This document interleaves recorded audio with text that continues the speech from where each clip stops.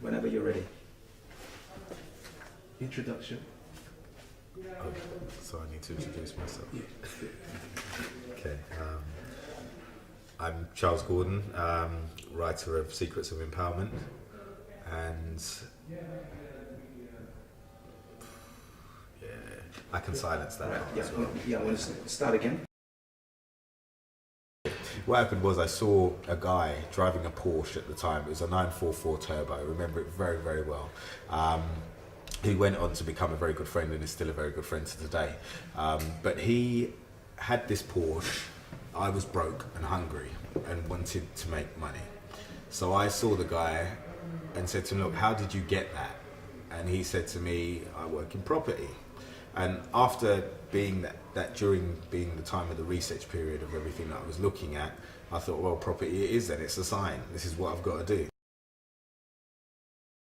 A lot of people are governed by fear. We're controlled by fear. You wake up in the morning and, oh shit, if I don't pay my TV license, they're going to come and find me. If I don't pay my parking fine, they're going to come and get me.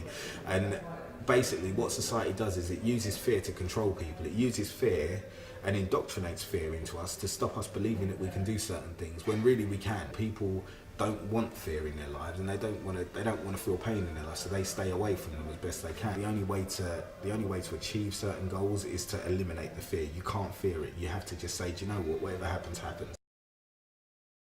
And there's a billion people out there who are all waiting to see you fail in any capacity. You know, it's just so that they can feel better about their failure. So you've got to have that tunnel vision, focus on what your objectives are, and just keep going. I've always believed that in life there's always a hard way to do things, and there's a longer way to do things, and then there's the shortest distance. And for some strange reason, something that's always been unknown to me, I've never been able to identify it or understand it or work it out. But people in life always seem to look for the most complicated route to the end result. Whereas my philosophy's always been quite simple. Work out what your objective is. Once you know what your objective is, think all the way back to the beginning of that goal, and then just carry yourself through it. There's no point in overcomplicating it. There's no point in factoring in tangents that may not become a part of the equation, and you've almost literally got to put your blinkers on and go for it. So self-belief. I mean, self-belief for me is what's made it's made the whole journey possible, in the sense that from where I'm coming from, I don't believe I can fail at anything. And I don't know, as you're a child, I think when you see children, they come out of school and they've got that I can do anything philosophy, and as they go through life, it almost gets beaten out of them bit by bit, and they kind of lose their self-confidence, and by the time they get to 40 or 50 years old, they're a completely different animal to what they were when they were 19 or 20.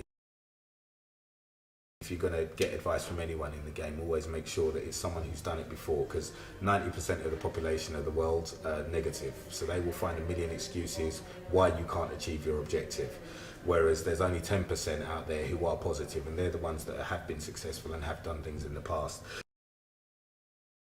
If you don't know, don't pretend to know. I think in life and everything, I mean, I've drawn reference to a section in the book there which says qualify your source of information, because what I found is that in life there's too many people that are prepared to give too much advice about things, and in fairness don't actually have a clue. If you're prepared to sacrifice everything, then you know it's it could be fruitful and fun. So if I was to start again in business, what I'd do is I'd first look at a speculative business, a high risk business which could potentially get me some money straight away and the highest possible return. Then I'd look at investing in a lower risk business with a stable base to create a cash base. And then once I've established a cash base, I'd build that up, get that to a certain point, and then I'd take it from there, and then I'd look at speculative businesses again. And then that's ultimately where you make the big money. As I've gotten older, and obviously with the elements of financial freedom, it's led to me buying lots of cars, lots of houses, and just generally having a good life and a good time.